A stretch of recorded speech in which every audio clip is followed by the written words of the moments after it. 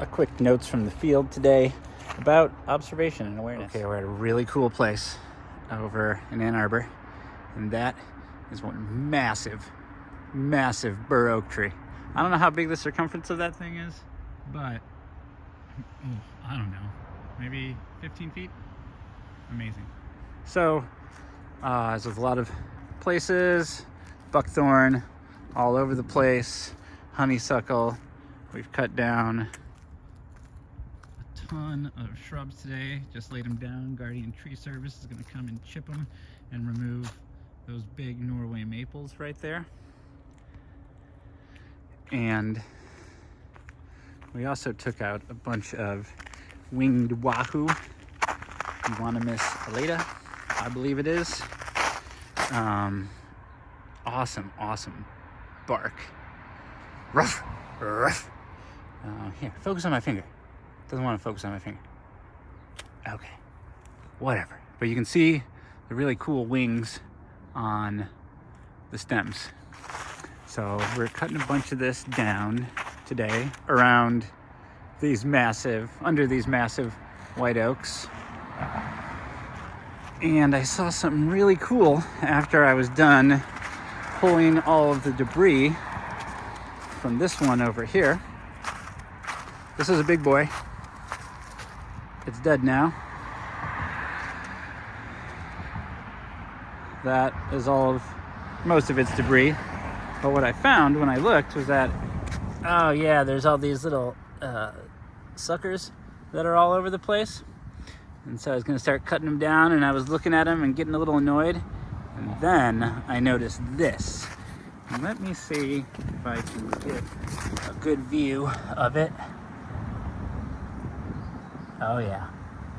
This right here, even though it has a kind of ridged stem, this is a baby burr oak.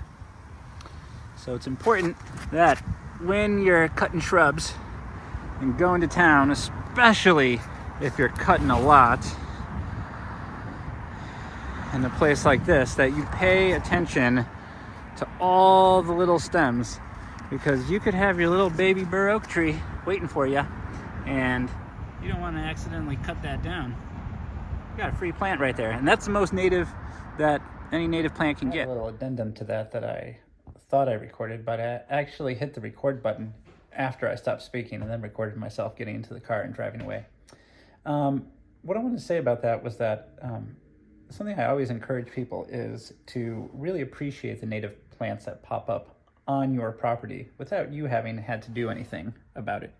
So in this case, that burr oak, it's really the only baby burr oak, I think there's one more on the property, that tree has been able to produce. And you know, that tree's probably like 300 years old or something like that. Probably made millions of acorns over the time of its life. And it has 2 progeny.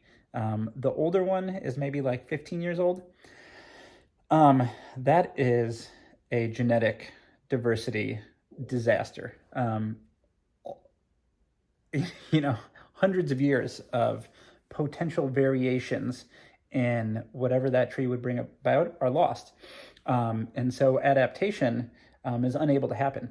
So when you have native plants that pop up on your own property, you know, maybe not like calico aster or Canada goldenrod, some of like the really just super aggressive plants that are all over the place, but certainly the big trees like hickories and oaks, sugar maples, if they're appropriate for your area, keep them and see if they will work well in your landscape.